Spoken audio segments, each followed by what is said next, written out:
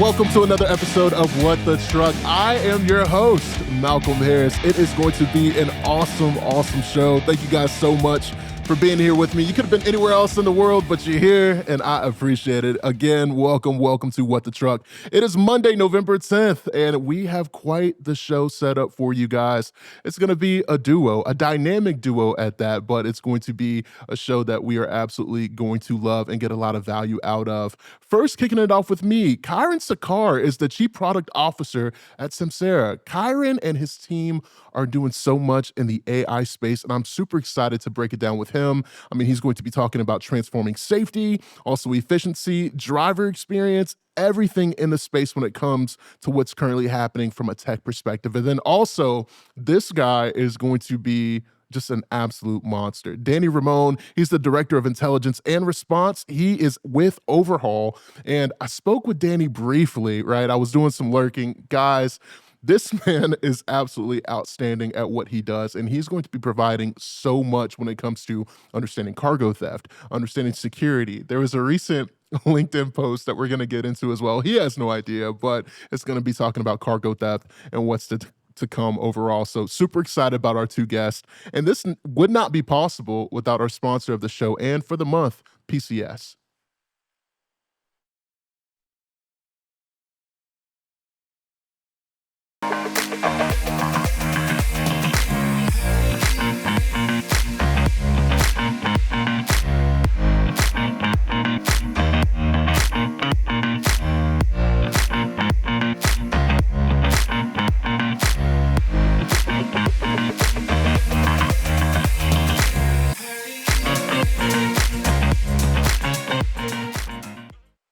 Again, today's show is going to be brought to you by PCS. And this freight market, margins are everything. PCS TMX, as well with Cortex AI, is going to help carriers capture the right loads, cut wasted miles, and find profit points on every run. Because profit, not volume, is the new payload. See how at PCSsoft.com. Again, huge thank you to PCS as our sponsor of the month. And now, again, without delay, I'm super excited to announce Kiren is going to be joining the show with me. Kiren, again, just for those that don't know, is the Chief Product Officer at Samsara. Kiren, thank you so much. How are you doing today? I'm doing great. Thank you for having me. Thank you so much for being here. How's the weekend, and how is the weather where you're at right now? Because it's a little chilly. Don't let the short sleeves fool you. I had on a toboggan and a big pea coat about 30 minutes ago. So, Well, where I am actually, our summers are really cold. Living on close to the bay in San Francisco, and October is always beautiful. So we had sunny weather, shorts and t-shirt. It was amazing. And I think in about a week we're going to be in full on getting into winter mode, though. that's phenomenal. Well, again, Kiren, thank you so Looking forward much. to the summers, though. No, I'm more of a fall guy. Obviously, being like a bigger guy, I can put clothes on, but then in the summer I'm just like sweating, and this bald head it looks very shiny after a certain amount of time. So.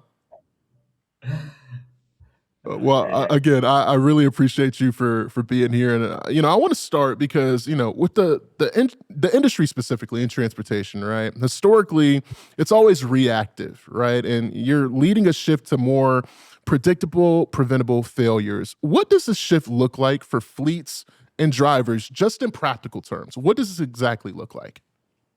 Yeah, great question. It's ultimately about delivering results for fleets and for drivers. Like, we all know the challenges, right? Right. This is a hard job. It is a hard business. It's always been a hard job, always been a hard business. But anything we can do to make it a bit easier for the operators and the drivers out on the road translates to financial results, money in the pocket, and quality of life.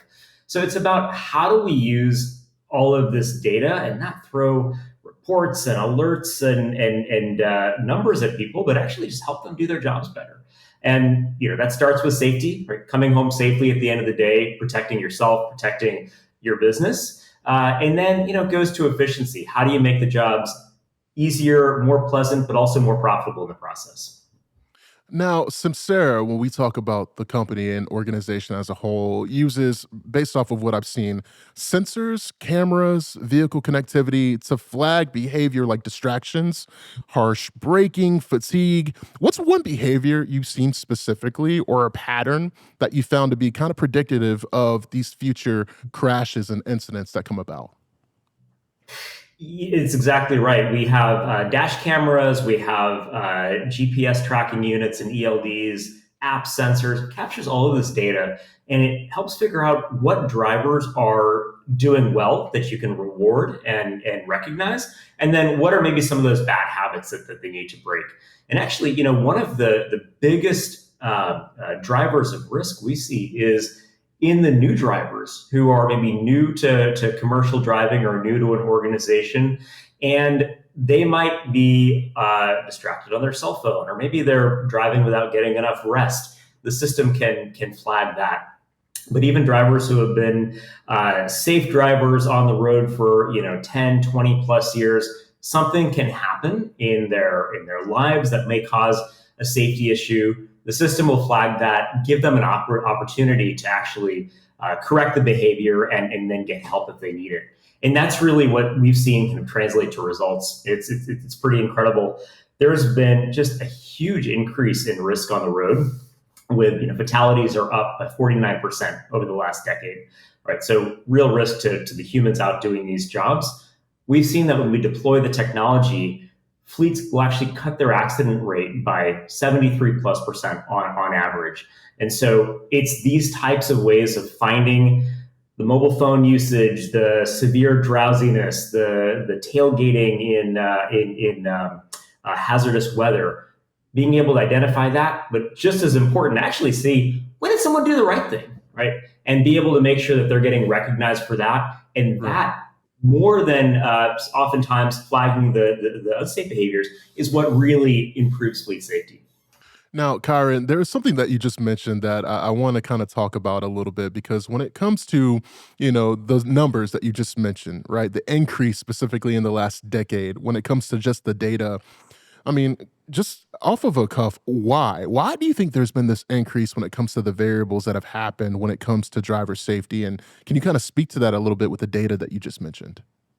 Yeah, certainly mobile phones are a big part of it, right? We all have phones now, and the apps get more and more engaging, more and more addictive, and it's harder and harder to put those phones down. So that is certainly a large driver of this increase in accident rates and fatalities as well. We also just see increased cost, right? So insurance rates are up 40%.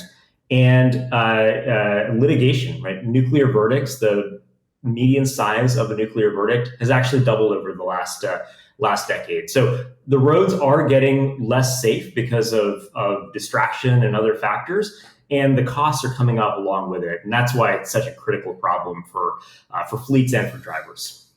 Now, talking about NCAP coaching, because there seems to be a big leap, to your point, and obviously because of a lot of innovative things happening in the space. But how do drivers respond when the system gives them live feedback and what you have, kind of observed about how behavior changes over time when it comes to this specifically? Is drivers, in our experience, respond really well when the feedback is balanced. Right. Hey, here's something you did well. We're going to call that out, something that no one would have ever seen. We're going to make sure that your manager, your supervisor, has a video of you doing the right thing. They can send you a kudos through the app. They can send you a gift card to go take your partner out for lunch or for dinner. They can do that through the platform. And then when that is combined with, hey, here's a bad habit, you're putting yourself at risk, maybe you should focus on that. That's where we really see the engagement and the results. So the results from drivers are positive. The key is making that balance, and that's something that in our platform we really focus on making it easy to do. Now, Kyron, you said that this is quote unquote one of the biggest shifts since the seatbelt. That is quite the statement. One of the biggest shifts since the seatbelt. Can you explain why you believe that this is that profound when it comes to trucking? Well, I wouldn't take my word from it. I'll actually share a note from one of our customers. This is a large agricultural distributor. They operate well over 10,000 trucks and vehicles on the road. They deploy the technology, and their head of risk came up to us and said, I have never seen a transformation in risk like this in my career, and I don't expect to ever again. Right. So that is what our customers are saying when they deploy the technology. And if you think about the numbers, Home Depot, another one of our customers, deployed the system. They cut their safety incidents down by 80%. That means 4 out of 5 incidents that were happening before are no longer happening. Right? That is just transformational. Invariably, some of those incidents would have been major injury or fatalities, and that means people coming home safely at the end of the day. So I think the magnitude of the improvement and impact in people's lives, as well as how these fleets can operate profitably, it is just tremendous. That is tremendous. And I wanted to say, there's a thing that I've gone through in my life, and people have constantly misspelled or mispronounced my name. So, Kiren, you have been a great sport, and I appreciate that. I just got that flagged in my ear. People have called me Marcus and Michael, so on and so forth. So, Kiren, I appreciate you for being a good sport there. And All good. I want to transition into this next segment when we talk about AI as well as retention, because driver turnover is a huge cost and challenge, right? You've mentioned safety first when it comes specifically to culture, which has, cut rates drastically. I mean, what role do you think AI and real-time coaching play, Kiren, specifically in making drivers feel safer as well as more valued? What does that look like? Yeah, 100%. That is, one of the biggest impacts, along with risk reduction. It's actually helping drivers make their jobs a bit easier and helping fleets attract and retain them. And we've seen many customers, whether it's Home Depot or DHL, actually cut their driver turnover and vacancies in half using the technology. So what goes into that? A couple of things. First, many of these fleets are putting money in drivers' pockets. They have safety rewards programs, give out bonuses for safe driving, and they're funded, right, by saving on insurance, saving on accident payouts, or putting that in drivers' pockets. Everyone appreciates that. Right? Second, many of these drivers actually say, "Hey, I need to come home to my family, and technology that helps me do that is something that I'm behind, and I appreciate my fleet for putting in technology to keep me safe, and also to keep me safe from claims against me." Right? We've had many times where we've had drivers say, "Hey, there was an accident.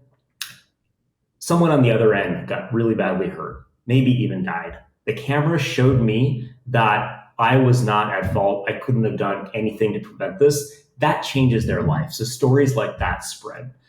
And then, finally, it's about how do you use the technology to just make the everyday life of drivers easier. And DVIRs, or walk around inspections, are a great example of this. Something that no one wants to do. You're trying to get on the road, you're trying to get on with your day, you've got to go complete this inspection. It's often cold, it's raining, it's dark. And you've got to do it in order to make sure your vehicle is safe and compliant. This is something where we've seen that technology is really amazing in just making those everyday experiences easier. They can use our mobile app with AI, walk around the vehicle, talk to their phone instead of typing or scratching on a pad. If there's an issue, you take a photo, and the AI actually understands the photo and can fill out the forms for you. And it means they can get in their truck and on the road faster. So, whether it's money in their pockets, protecting them, or just making these everyday experiences a little bit easier, we think the technology is really important for drivers who, as I said before, have a hard job, and we want to make it a little bit easier and more rewarding. Couldn't say that better myself, Kieran. Now, there's elements of this model, specifically feedback, recognition, gamification.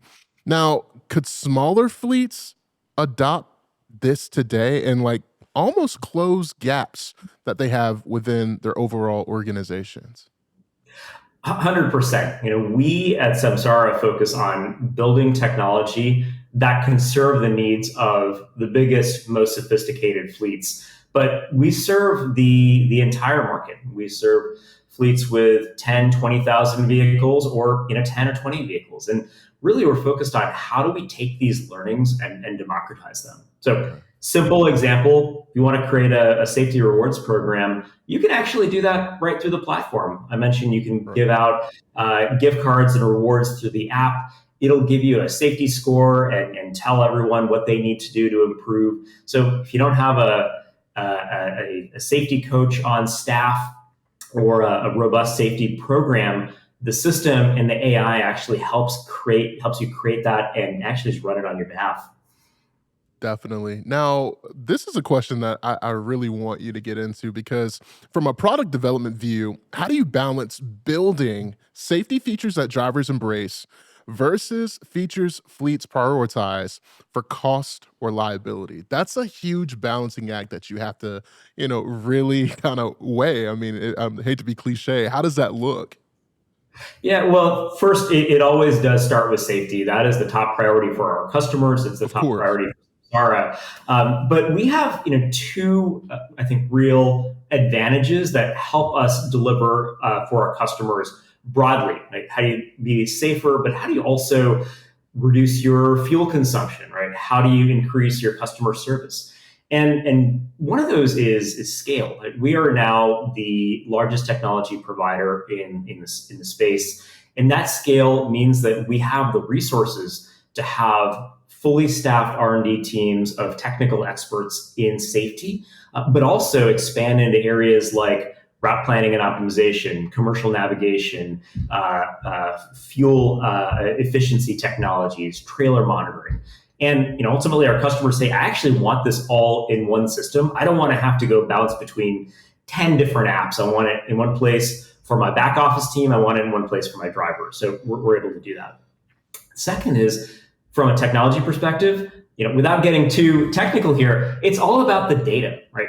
For sure. The system captures all of this data from vehicles, from fleets, weather, the driver behavior, the digital documents, and you can use that data to power safety programs. You can use that same data to power fuel efficiency programs or optimize your routes. And so the beauty of having it all in one system is it actually makes it feasible to unlock these different areas of value for the user and give it to them the way they want to see it, which is in one app.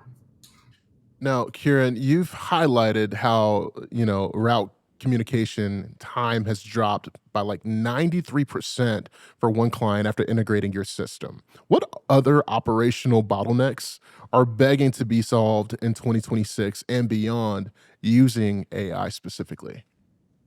I'd say a big one is helping using the technology as a force multiplier for teams.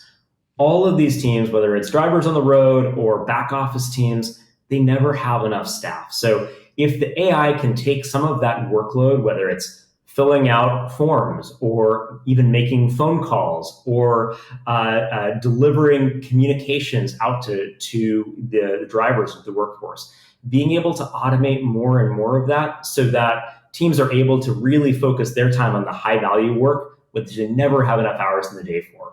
That's going to be one big theme.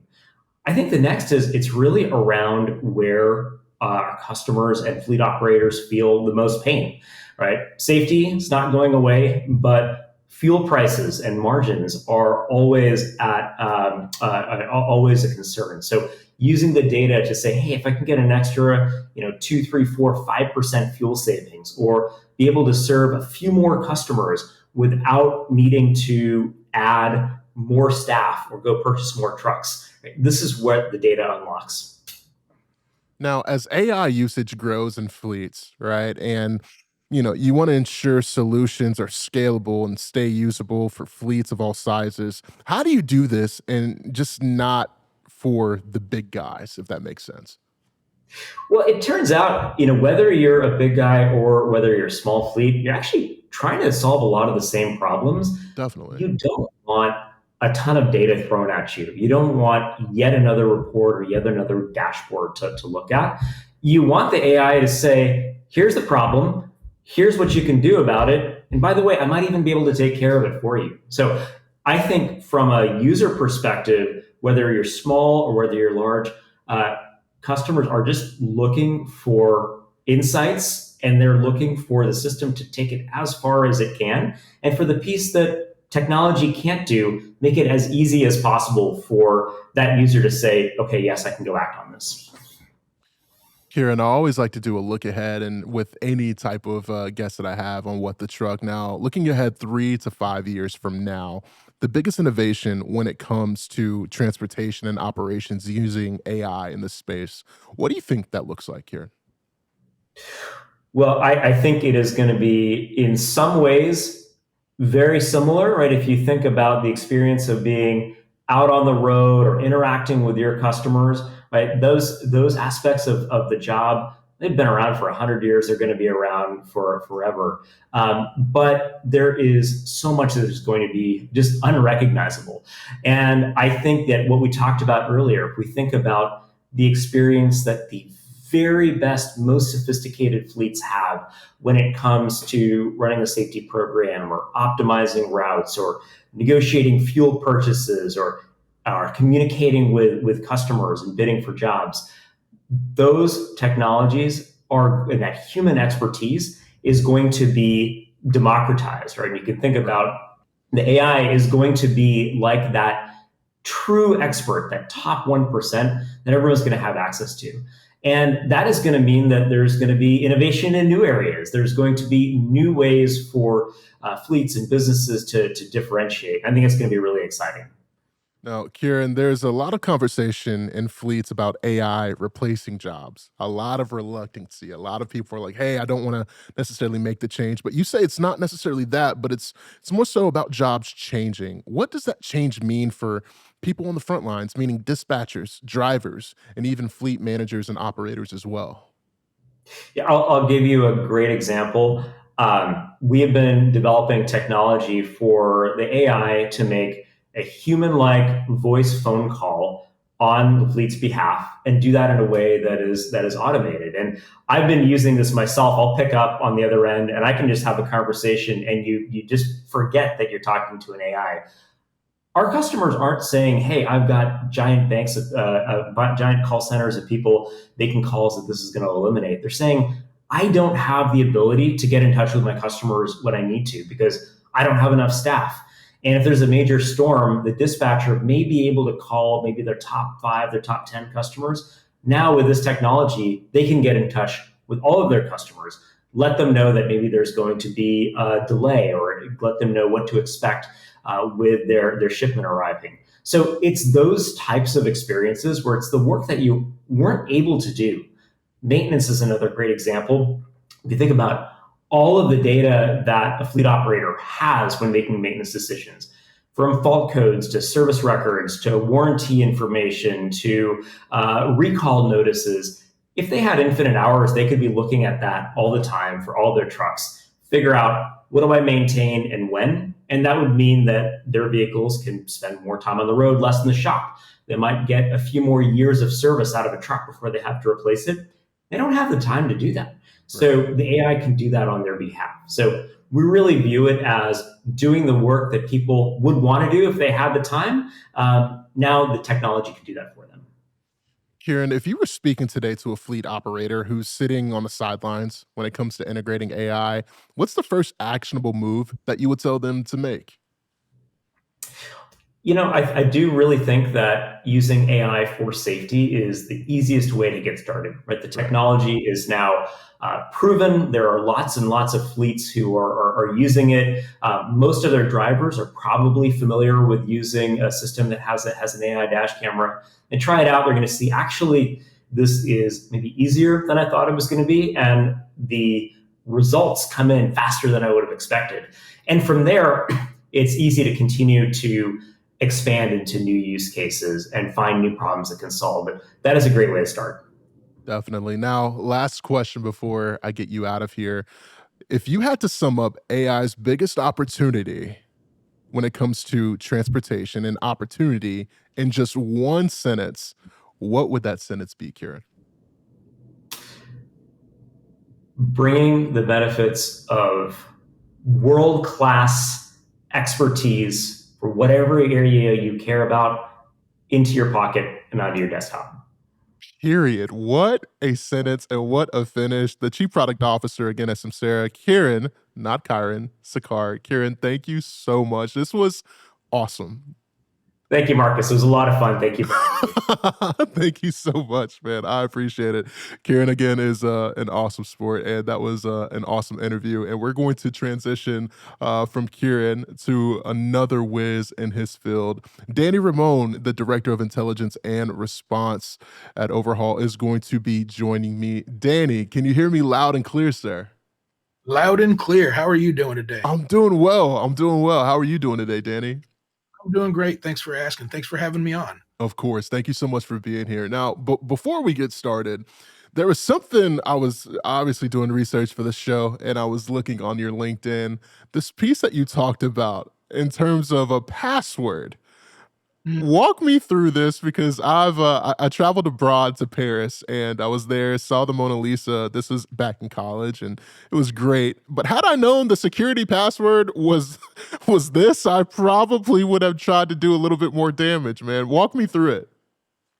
Yeah, I mean that's an interesting one, and it's a great example that I thought was a great example to put out on LinkedIn specifically because uh, people think once you put tools in place that everything's going to be automatic, right? If you have security tools in place, like example a CCTV security system, right? That checks the box, everything's good to go. And I like to tell people it's like you don't go to the home improvement store, buy a hammer, bring it home, and expect that it's going to build a birdhouse for you, right? Yeah. You have to know how to use the tools, how to properly implement the tools for them to work properly on your behalf. And I think that was a great example of exactly that. They checked the box of having the CCTV security cameras set up, and I'm sure that they were diligent in making sure that all angles were covered. But then when you don't protect it with the secure password, uh, it becomes it's no longer a security enhancement. At that point, it's a vulnerability. No, definitely. I mean, and hopefully they've learned their lesson and changed that password. I'm sure that they have. I mean, fingers are in fact crossed. Um, you've done this, man. When it comes to cargo theft intelligence, I mean, you've been here for years and doing it at a very high level. What's the biggest shifts that you've seen when it comes to how theft rings operate today compared to even, let's just say, 5 years ago? Yeah, absolutely, and that's a great place to draw the line. 5 years ago, really, pre-pandemic, cargo theft was just a different animal than what we're dealing with today. Back in the day, the before times, if you will, the cargo theft was much more traditional straight theft, which is, the thieves are going to case the origin. They're going to get to know the schedule a little bit. They're going to follow their targeted tractor trailer from origin, wait for it to be left unattended, then they're going to steal it. Right.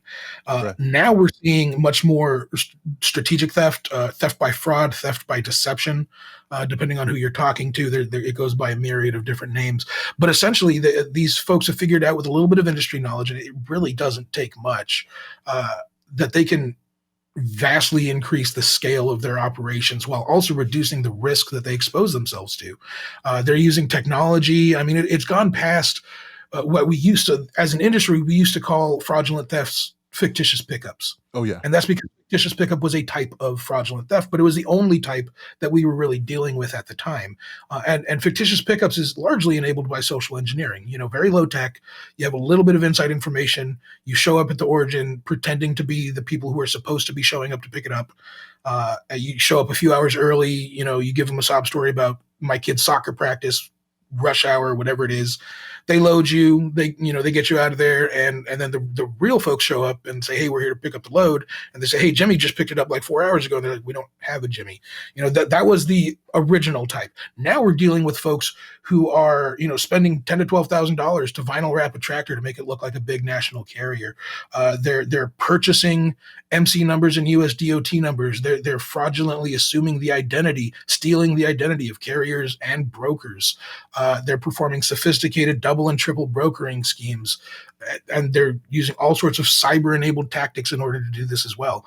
In addition to just buying those USDOT and MC numbers, sometimes they'll infiltrate them with phishing attacks and take over that identity. And sometimes the victim, the legitimate carrier behind that identity, isn't even aware that they've been victimized until they get a call from a detective across the country saying, hey, we're calling about this load that your carrier was involved in the theft of. And they're saying, excuse me? No, for sure. That's nuts. There's something that you said just now I want to go back to because to be quite frank, I wasn't aware of this. I mean, double brokerage, I've seen it time and time again, but did you just say triple brokering? What is that?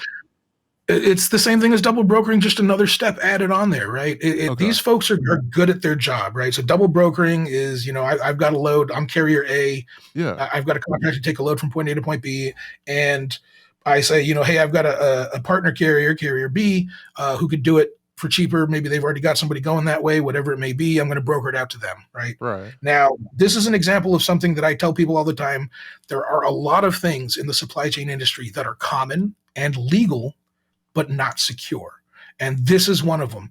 And one of the reasons is it just exposes your cargo to more eyes and hands than need to see it in most cases, right? Now, the problem doesn't come in with legitimate double brokering or legitimate triple brokering. The problem starts to introduce itself with illicit double brokering when the shipper doesn't know that Yep. their shipment has been double brokered. It can lead to small scale pilferage. It can lead to chain of custody issues, and in the worst case scenario, a lot of these things, a lot of these incremental steps can be penetration testing to see is anybody going to follow up if a box goes missing, a couple of cases goes missing, a pallet is missing.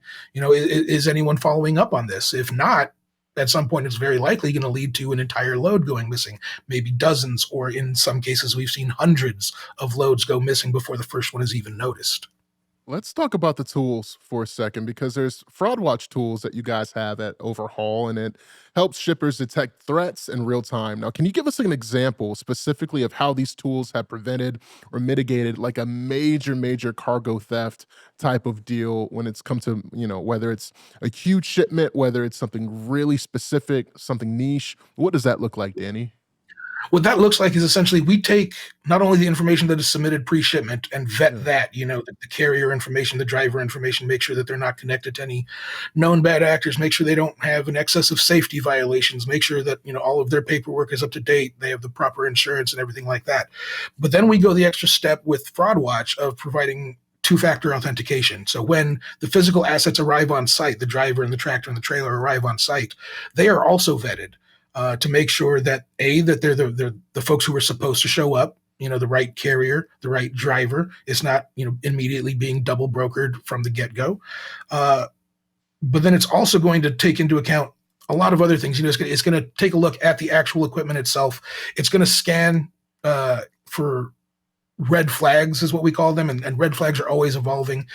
Some of the ones that I always harp on are, if you look at the back of the trailer doors, the seal hasp or the handles or the locking bars should all be held on with rivets. Right. A lot of times we see those rivets replaced with nuts and bolts. And I always tell folks, every trailer and container on the planet rolls off the factory line with nothing but rivets in the hardware. If they're replaced with nuts and bolts, the purpose of that is to be able to open the trailer doors without breaking the seal. Now, sometimes that's just to check on the condition of the load. Sometimes that's to insert extra cargo on there so they can charge twice for one trip. Sometimes it's to transload it into a different trailer, which presents a whole host of other problems when it comes to recovery and investigation, should that be a necessity. And sometimes it ends up in fraudulent thefts. They can open the load, leave the seal intact, extract 90% of the load and deliver it as though it's intact, right? And a lot of folks, these guys, they know the policies and procedures of the destination facilities. They know what's going to be checked. They know what documents they need to have. They know what the proof of delivery is going to look like. So they can alter the load in whatever way they need to make sure that it escapes detection at least long enough for the drivers to get off the property. And we've seen things like, the BOLs being altered to shrink a 40 pallet load down to a 2 pallet load. And depending on the receiving facility, if it's not uncommon for them to receive LTL shipments, 1 or 2 Yeah, pallets at a time, if the BOL matches, that's not raising any red flags for them. They're not for sure. investigating any further into that. So. No, that 100% makes sense. I'm just so fascinated about this. I could talk about it for hours. I want to switch gears real quick. Let's talk peak Sure. season because it's here, right? And it often brings elevated risk. How do you advise shippers, carriers to prepare ahead of this, high volume season when it comes to, theft and trying to minimize losses because it's gonna happen but how can we Yeah. minimize it when it comes to peak season specifically, Yeah, Derek? absolutely. Our CEO Barry, he always says that a recovery is a loss. Now, being part of the recovery team, I like to think that a recovery is at least half of a win. Yeah, But I absolutely get his point, right? Which is that it's orders of magnitude easier to prevent a theft than it is to recover for sure. cargo that's already been stolen, right? So prevention is always the key. And John Cannon, he's our senior law enforcement liaison. He has a saying that he likes to repeat, that I like to repeat, which is dig your well before you're thirsty. Now, usually we're referring to building a law enforcement network, making sure you've got the proper contacts, but that also includes your security landscape, your security posture. You want to make sure if you're looking right now on what do I need to do to harden my supply chain for peak season, it's too late. Like you mentioned, we're in it already, right? We need to be thinking about peak season in January, February, and March. We need to be building our trusted carrier network. We need to make sure that our operations are streamlined and that security is embedded into that streamlined process. Because, like I mentioned, these crooks, they know how we operate, not just the destinations, they know how the origins operate as well. They operate in the logistics industry throughout the year. They know that come October, sometimes even earlier, they are signing less paperwork, they are taking less photos, they are being briefed less often on security protocols. They know that very often the first corner to be cut in the rush of the holiday shipping season is going to be security. They're aware of that, and they wait all year to exploit it. So make sure you're not the low-hanging fruit. And again, I'm sorry if you're only starting to think about it now. It is too late. There's still things you can do, absolutely, but this is the kind of thing that you can't implement in the fourth quarter, right? No. You need to implement these things at the very least at halftime. 100%. I love that reference of halftime because yeah, it's a little bit too late to be making fourth quarter adjustments, and we're in the thick of it. So let's talk specifically because cargo theft isn't just a loss for the shipper. I mean, it has a ripple effect across an entire supply chain. How does a single stolen load affect pricing, delivery, reliability, or even consumer cost? What are you seeing there? Yeah, absolutely. It absolutely affects all of those things, right? There's industry studies. We've done some other organizations have done some. They all pretty much say the same thing. The bottom line to the victim company is not just the value of the cargo, right? It's going to be somewhere between 3 and 7x the value of the cargo is going to be the impact on the victim company's bottom line. And that comes from, not just the replacement cost of the product, but damaged vendor relationships, insurance costs, investigation costs, all these other things that at the end of the day, once you've paid all of those costs that are 3 to 7x the cost of the cargo, you're then also going to have to spend extra on security, which is probably the corner that you cut that got you into this situation in the first place. With inflation and ongoing supply chain pressures, what do your intelligence alerts reveal about trends, specifically shippers and carriers? What do we need to be watching out in the coming months when it comes to this? One of the most impactful things that I've seen is how agile the criminals have become in their targeting. Right? Oh, yeah, for sure. They've changed from it used to be the very traditional method of liquidating stolen product, which was we went through a fence contact who would take a cut, and he would send it through some distributors who would take a cut, and then they would send it to the folks who would end up selling it to whatever channel it was going to go into, and they would also take a cut. Right now, we're dealing with a criminal direct to consumer pipeline, so they are what qualifies as an attractive and profitable load to them has broadened quite exponentially, right? We're no longer looking at just cost density for what drives targeting. We're looking at how quickly can they sell it. That's really what is driving the most targeting right now, because if they can make a load of paper towels and toilet paper in 2020 profitable, why are they going to go after a load of televisions that has 8 times more security measures in place? Yeah. Especially if they can steal and sell 5 truckloads of toilet paper because the market is what it was or was what it was in 2020, in the same amount of time it would take them to steal one load of televisions, that changes the calculus for them, right? These folks are agile. They are not making decisions by boardroom or committee. And they are very aware of what consumer spending trends and buying trends are. I always tell folks, if there's a consumer product that's going viral on TikTok, it's going to be targeted for cargo theft. Absolutely. I love that example. Now, just for personal interest, because I'm curious, when it comes to hotspots, state specific, and then also commodities and things that you're seeing, Mhm. what are the hottest areas as well as the hottest commodities that people wouldn't necessarily be privy to? So right now we're seeing a lot of metals thefts, like scrap metals, mostly driven when we see the scrap price of copper increase. Thefts of all scrap metals tend to increase alongside that, right? There's like a threshold that makes it worth it for a criminal to pursue that load as a scrap load.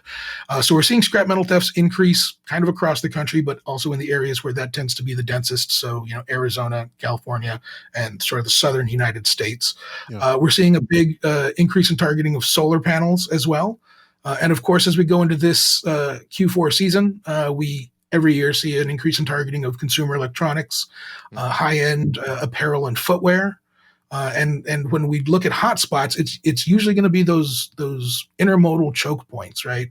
Southern California, Memphis, Atlanta, DFW, Chicago, New York, New Jersey, Pennsylvania.